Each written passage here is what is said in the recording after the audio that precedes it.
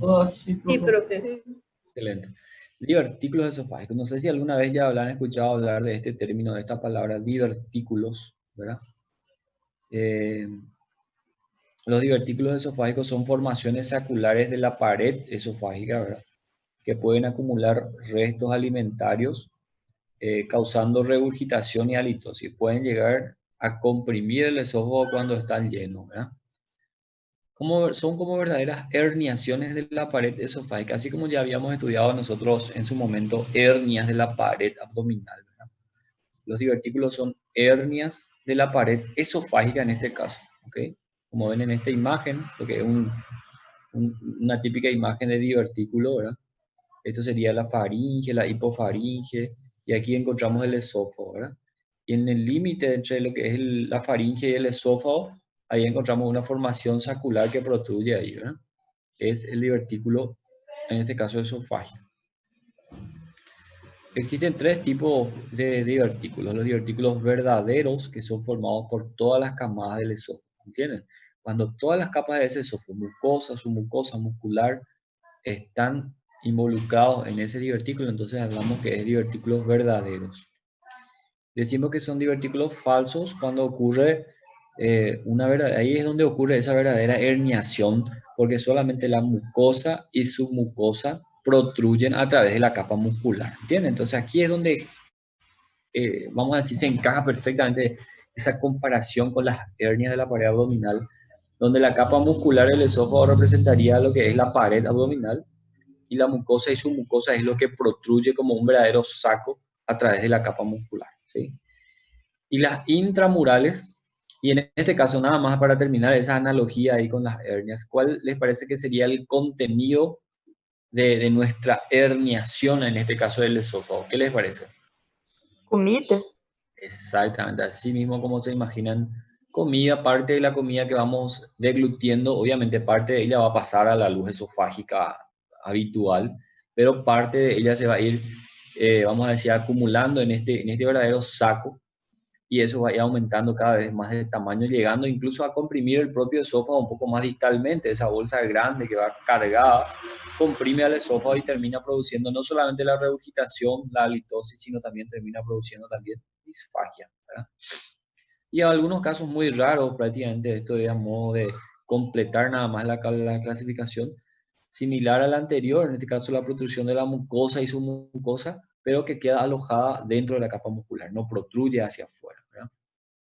De este grupo de divertículos esofágicos, el más importante y el más frecuente de todos es el divertículo de Zenker. Tienen que decorar y guardar este nombre a partir de ahora. Es el divertículo esofágico más común y se forma como toda hernia, ¿verdad? Es un tipo de divertículo falso, ¿ok? Y como ya dijimos, el divertículo falso es formado a partir de un aumento de presión intraluminal, ¿verdad?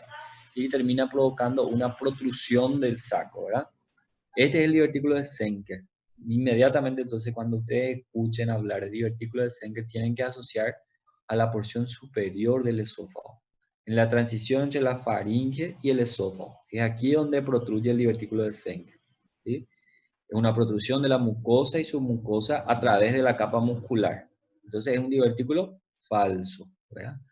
Porque no está compuesta por todas las capas de la pared. En este caso faltaría la capa muscular para hablar de un divertículo verdadero. Es un divertículo que muchas literaturas van a encontrar, mencionan que es un divertículo de la hipofaringe. Otras literaturas como la que estamos hablando actualmente incluyen dentro de divertículos esofágicos. En realidad, justamente ocurre en el sitio exacto de transición entre la faringe y el esófago, ¿ok? Entonces también se lo conoce como divertículo faringo-esofágico o divertículo de Zenker, ¿ok? Bueno, y es el más común de todos. Específicamente, esta zona de fragilidad por donde protruye el divertículo de Zenker tiene un nombre que tenemos aquí, el triángulo de Killian. Ya he visto varias, innumerables veces preguntas específicamente de esto, donde directamente pregunta, ¿verdad?, el examinador. El triángulo o el sitio anatómico de debilidad por donde protruye el divertículo de Zenker se denomina triángulo de Killian. Como ven aquí, una zona triangular limitada por las fibras oblicuas de este músculo de la faringe, que ustedes conocen muy bien por anatomía, el, el músculo tirofaringeo, ¿verdad?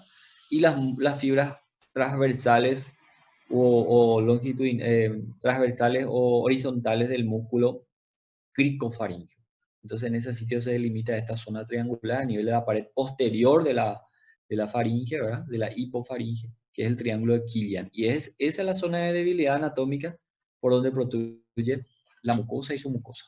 ¿Okay? Divertículo de Zenker. Bueno, entonces vuelvo a repetir, es un divertículo falso porque no está formado por todas las capas del órgano. Es un divertículo también llamado por pulsión. Es importante que tengan ese concepto, por pulsión. ¿Por qué significa por pulsión? Que es debido a un aumento de la presión a nivel del esfínter esofágico superior, ¿verdad? Comparado con lo que ocurre en la acalasia, pero en la acalasia lo que ocurre es un aumento del esfínter esofágico inferior. Por eso muchas literaturas también lo llaman acalasia esofágica o acalasia del esfínter esofágico superior, porque el problema es un aumento del tono a nivel del esfínter esofágico superior. Ese aumento del tono es lo que predispone la protrusión de la mucosa y su mucosa a nivel de esta zona de debilidad, ¿verdad? Podemos decir que es totalmente comparable con la acalasia, solo que en la acalasia no existe ninguna zona de debilidad y por tanto no existe ninguna protrusión. Eso es lo que lo diferencia en este caso, ¿verdad? Bueno, dentro de la rareza de lo que son los divertículos esofágicos, ya dijimos que el de Zenker es el más frecuente, aproximadamente se observa en 1% de la población mundial, es más frecuente en añosos, entonces un dato importante, mayores de séptima década de la vida. Entonces un caso clínico, cualquier tipo de interrogatorio o de preguntas que ustedes tengan enfrente de ustedes en un examen, uno de los datos mandatorios es que se da en pacientes de edad avanzada, ¿verdad? Eso nos indica que ese trastorno de la motilidad esofágica a nivel del esfínter esofágico superior probablemente tuvo ya larga data o fue crónico ya hasta el punto de llegar a generar una verdadera herniación de la mucosa y su mucosa, ¿verdad? Entonces, cuando ya se hace el diagnóstico del divertículo de Zenker, es aproximadamente la séptima década de la vida y eso a consecuencia determina la protrusión de una tumoración, ¿verdad? Similar a lo que ocurre en la hernia, en este caso una protrusión en la región cervical, principalmente del lado izquierdo, ¿verdad?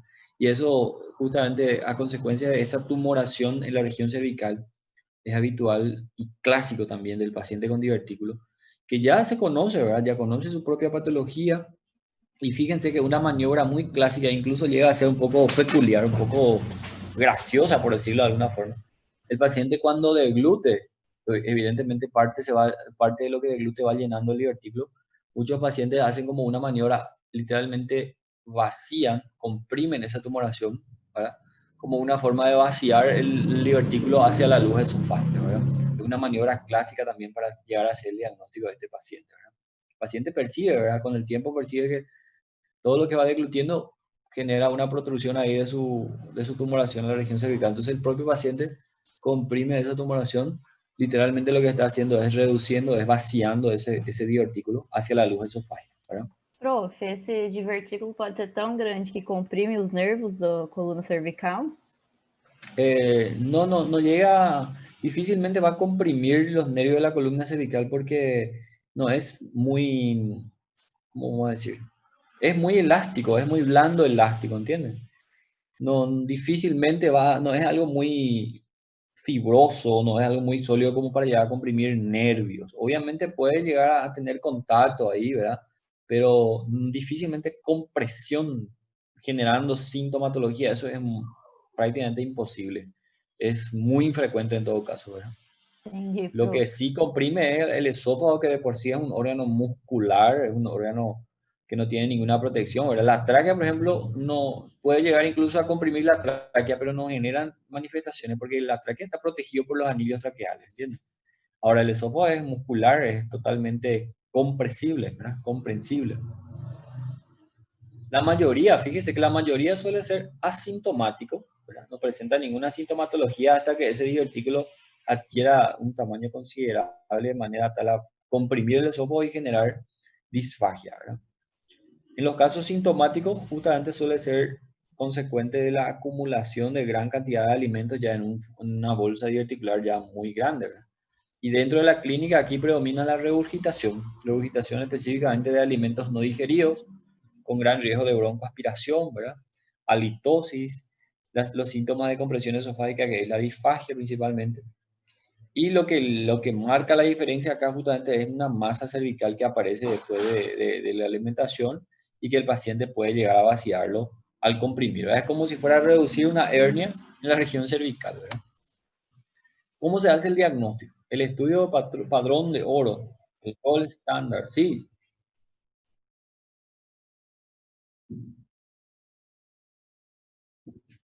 Ah, sí, no hay problema. La manifestación es la regurgitación, ¿verdad? Regurgitación porque fácilmente esos alimentos que están ahí acumulados en la bolsa diverticular pueden volver hacia la boca, ¿verdad? Porque es prácticamente a nivel hipofaringeo este divertículo. Entonces, regurgitación de alimentos no digeridos en algunas situaciones, incluso en estados ya de cierta degradación de esos alimentos, ¿verdad? Y eso obviamente relacionado a la siguiente manifestación clínica, halitosis, ¿verdad? Mal aliento característico. Síntoma de compresión esofágica, cuando el divertículo adquiere un tamaño considerable y por la gravedad literalmente va colgando y cuelga literalmente al esófago y comprime el esófago distal, genera disfagia. No sé si recuerdan en la clase pasada cuando empezamos a hablar del síndrome disfágico, dijimos que existe la disfagia de transferencia, que se debe generalmente a patologías clínicas o neurológicas, ¿verdad? Y la disfagia de conducción, que es debido a un bloqueo mecánico literalmente, ¿verdad? Y justamente el divertículo de Schenker era un ejemplo que podría ser causa de ambos tipos de disfagia. Disfagia de transferencia porque es un trastorno ahí de la musculatura de la hipofaringe. Y finalmente termina siendo una disfagia de conducción también cuando adquiere importante tamaño y comprime al esófago distal, ¿verdad?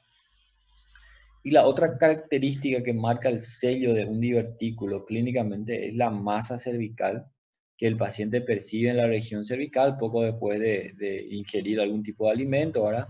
Porque la bolsa diverticular directamente compite con la luz esofágica para recibir ahí los alimentos, ¿verdad? Y este paciente, como ya conoce ya su patología, literalmente comprime esa tumoración y va vaciando ahí ese divertículo hacia la luz esofágica. Para hacer el diagnóstico tenemos que ver el divertículo teñido a través de una esofagografía varitada. Aquí sí es el gold standard, el patrón de oro es la esofagografía varitada. Ustedes se preguntarán, pero ¿no dijimos acaso que para hablar de trastornos motores o para diagnosticar trastornos motores, en todos los casos debería ser la manometría? No está mal su razonamiento, pero ¿qué es lo que la manometría nos va a informar en este caso? El patrón manométrico nos va a informar que existe una hipertonía del esfínter esofágico superior, ¿cierto? Ahora, eso es totalmente ya conocido, es totalmente ya, vamos a decir, obvio en el paciente que tiene una tumoración cervical, un divertículo de Schenker, ya sabemos que es a consecuencia de un esfínter esofágico superior hipertónico. Es prácticamente la fisiopatología de la enfermedad, ¿verdad? Entonces aquí el patrón oro realmente es la esofagografía varitada. Es más importante visualizar esa imagen diverticular ahí en el esfínter esofágico superior que una manometría. La endoscopía también su utilidad es descartar una patología neoplásica como cualquier otra situación. Incluso aquí hay que tener un poco mayor precaución, ¿verdad? Muchas literaturas no aconsejan realizar la endoscopía digestiva alta porque fundamentan un riesgo de perforación. Si eventualmente el endoscopista, ¿verdad? O el endoscopio se introduce en lugar del esófago, se introduce en la bolsa diverticular, podría llegar a perforarse esa mucosa que es tan delgada, ¿verdad? Y una perforación de la mucosa esofágica de ese divertículo en el mediastino es potencialmente mortal. Imagínense la mediastinitis, la salida de toda esa cantidad de alimento en descomposición al mediastino, derramamiento de eso al mediastino. Eso puede ser potencialmente mortal, ¿verdad? El paciente puede llegar al óbito. Entonces la manometría, como le dije aquí, no es indispensable. Muchas veces, si se sospecha otro tipo de trastorno motor asociado también, entonces ahí podemos solicitar la manometría, ¿verdad? Esta es la esofagografía varitada y la imagen típica que vemos en el caso del divertículo de Schenker, ¿verdad?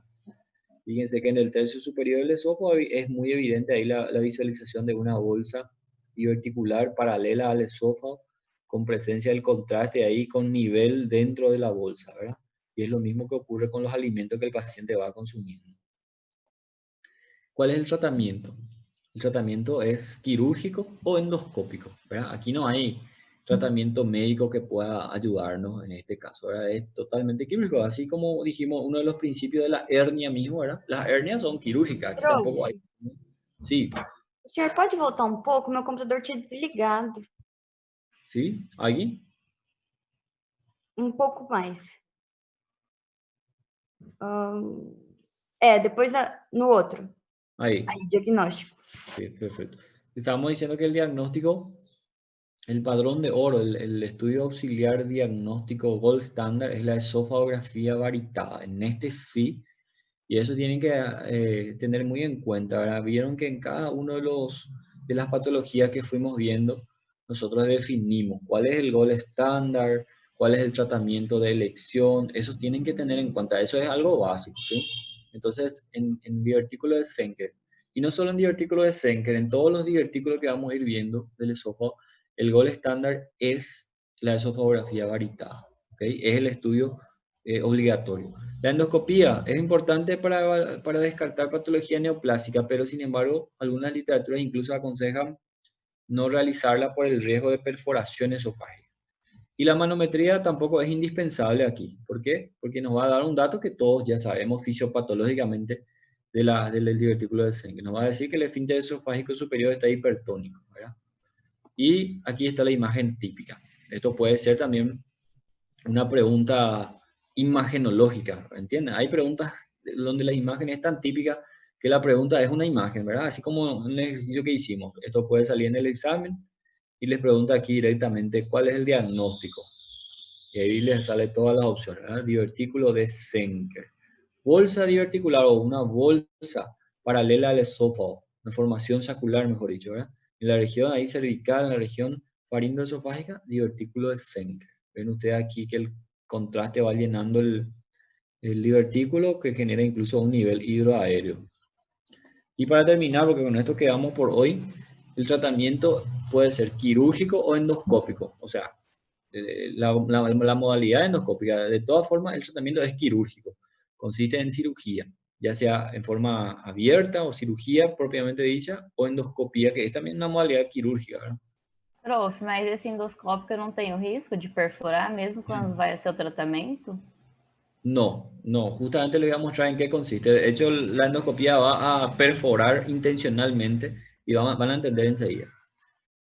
El tratamiento quirúrgico es la miotomía del esfínter esofágico superior, ¿verdad? Siempre, ¿recuerdan la calasia? ¿Cuál es el tratamiento de la calasia? Miotomía del esfínter esofágico inferior, ¿cierto? Entonces aquí también, para disminuir la presión del esfínter esofágico inferior, perdón, superior, vamos a hacer una miotomía del esfínter esofágico superior, porque ese es el problema inicial, ¿verdad? Ahora, ¿cómo vamos a tratar el saco? El saco diverticular. Tenemos dos opciones. Aquí está, ¿verdad? El divertículo colgando ahí, ¿verdad? Entonces, primera opción, además de la miotomía, diverticulopexia, es agarrar, levantar el divertículo y fijarlo hacia arriba. El fondo de ese divertículo vamos a fijar acá a nivel de la fascia prevertebral, se llama. Pero aquí ya está la columna vertebral, ¿verdad? De tal manera que el fondo del divertículo queda mucho más arriba de la boca y por tanto, obviamente, el alimento no va a poder más acumularse en ese saco diverticular, ¿cierto? Entonces, todo el alimento va a ir hacia el esófago, va a ir para abajo. ¿Okay? Esa es diverticulopexia, una modalidad. En los mayores, un poco mayorcitos, entonces literalmente sacamos el divertículo, cortamos el divertículo, que es la diverticulectomía. Todo lo que ectomía significa sacar, ¿verdad?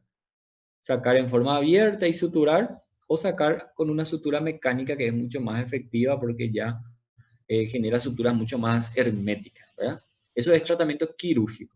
Y el más utilizado y el que va ganando cada vez más terreno es el procedimiento endoscópico de Dolman. ¿En qué consiste? Aquí les muestro. Así se ve una imagen endoscópica en el paciente con divertículo de Senker, ¿verdad? Esto sería la luz esofágica normal, vamos a decir. Y aquí paralelamente otra luz que es la entrada o la boca del divertículo de Senker, ¿cierto? ¿Cuál es el problema? El paciente come y gran parte del alimento seguramente va al esófago, pero gran parte también queda acumulado en el divertículo, ¿cierto? Entonces, ¿qué hace la endoscopía? Utilizando una grapadora mecánica, que es esta. La grapadora mecánica tiene la propiedad de cortar y de anastomosar o de suturar al mismo tiempo, ¿verdad? Entonces, ¿qué es lo que hace el abordaje endoscópico? Esta es la misma imagen endoscópica, ¿verdad? Pero en un corte sagital. Esta sería la luz del esófago y esto sería la luz del divertículo. Entonces, utilizando esta grapa mecánica, donde una de las ramas va a ir hacia la luz esofágica y una de las ramas queda hacia la luz verticular. Entonces, literalmente se corta este tabique de separación entre la luz esofágica y la luz del divertículo. Entonces, se crea una sola luz, ¿entienden? Entonces, de esa forma también termina el alimento siempre yendo hacia abajo y ya no se va a acumular, por supuesto, en el saco, porque se solidarizó el tabique, se seccionó. Este tabique, esta pared es lo que se secciona, ¿verdad? Una de las ramas va para acá y una de las ramas para acá. Y al disparar esa sutura mecánica, se comunica la luz esofágica con la luz diverticular. Y ese es el procedimiento de Dolman, muy, muy interesante, muy utilizado. Bueno, aquí los resúmenes del tratamiento. Creo que con eso quedamos por hoy porque se nos va a cortar la transmisión y va a ser peor. Entonces, por hoy quedamos